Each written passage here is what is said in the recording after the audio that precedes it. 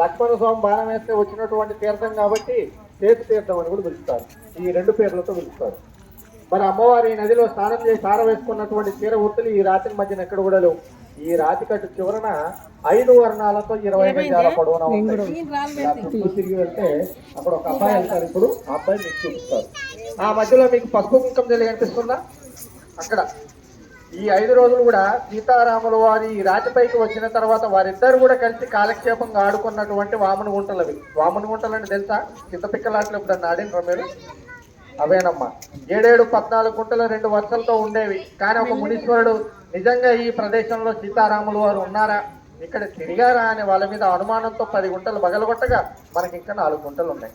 ఆ 10 గుంటలు కూడా పగలగొట్టిన పాపానికి ఆ మునీశ్వరుడు అక్కడికక్కడ మరణించడం అనేది కూడా జరిగింది. అలానే మీ అందరికి ఇక్కడ ఈ నల్లని చారిక కనిపిస్తుందా? ఆ పసుపు కుంకం. ఈ నల్లని చారిక స్వామివారి భుజానికి ఉన్నటువంటి ఉత్తర్యం, పై పంచ పై కండు అని అంటారు. అలా ఆరవేస్తే అచ్చుగా పడ్డటువంటి గుర్తులు. ఆ చివరి నుండి మొదలు పెడితే ఆ చివరి వరకు ఉంటుంది. 40 గజాలుగా ఉంటుంది. ఆ చివరిని కూడా మీరు తాకి దర్శనం చేసుకోవచ్చు. అలానే మీ వెనకాల ఒక 9 అడుగుల రాతి సింహాసనానికి పసుపు కుంకం కలిగి అనిపిస్తుందా?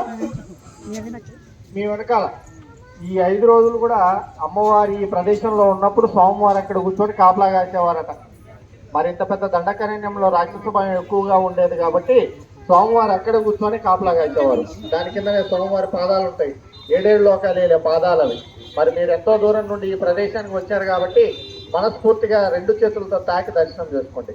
మరి అమ్మవారి అరణ్యవాసకాలంలో ఈ ప్రదేశానికి వచ్చిన తర్వాత పసుపు కుంకాలు లేకపోతే లక్ష్మణ స్వామి ఏ కొండకైతే బాణం వేయడం జరిగిందో అదే కొండ నుంచి ఒక ఎరుపు రాయిని ఒక పసుపు రాయిని తీసుకొని వచ్చారు. ఎప్పుడన్నా చూసిండ్రా మరి మీరందరూ కూడా?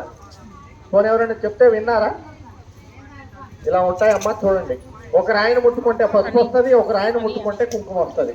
అంతటి పవిత్రమైన పసుపు కుంకుమ రాలనే లక్ష్మణ స్వామి అమ్మవారికి ఇవ్వగా అమ్మవారు వాటినే ఒక పవిత్రమైన పసుపు కుంకాలుగా భావించుకొని రంగరించి బొట్టు పెట్టుకుని ఆ చెట్టు కింద కూర్చొని పూజలు పునస్కారాలు చేసుకొని పర్ణశాల వెళ్ళేవారు అమ్మవారు.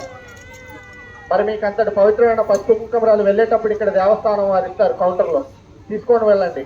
వాటిని మీరు గంధంలో పొడి చేసుకొని మీ దేవుడి మూలాన పెట్టుకొని మీ ఇష్టదైవానికి ముందుగా బొట్టు పెట్టుకున్న తర్వాత మీరు వెళ్ళే శుభకార్యాలకు కానీ మంచి పనులకు కానీ మీ ఇంట్లో జరిగే ప్రతి ఒక్క మంచి పని అది ఏదైనా సరే ఆ అమ్మవారిని తలుచుకొని ఆ అమ్మవారి బొట్టుతో ముందుగా మొదలు పెడితే ఎటువంటి ఆటంకాలు అడ్డంకాలు లేకుండా అంత శుభం జరుగుతుంది. ఇక్కడ వారి నమ్మకం, స్థానబలం. అలానే ఈ అడవిలో తిరిగే శూర్పణఖ అనే రాక్షసుని ముక్కు చెవులు కోసిన ప్రదేశం అటువైపుగా ఒక రాళ్ళగుట్ట కనిపిస్తుందా? మీ అందరు కూడా ఒక చెట్టు కింద కనిపిస్తుందా? అక్కడేనమ్మా శూర్పణఖ అనే రాక్షసి తన రాక్షస రూపాన్ని మానవ రూపంలో మార్చుకొని స్వామివారిని తన గుప్పెట్లో లాక్కునే క్రమంలో లక్ష్మణ స్వామి కోపం వచ్చి ముక్కు చెవులు వచ్చిన ప్రదేశం అంటారు. మరి ఆ రాక్షసి వల్లే కదా సీతారాముల వారికి ఇన్ని కష్టాలు. ముందుగా ఆ ప్రదేశానికి వెళ్ళాలంటే ఇక్కడ ఉన్న ప్రతి ఒక్క గుర్తులు కూడా 2 చేతులతో తాకి దర్శనం చేసుకుని అమ్మవారి దర్శనం అయిపోయిన తర్వాత ఆ పాక లోపల నుంచి వెళ్తే ఆ చోటికి వెళ్తారు.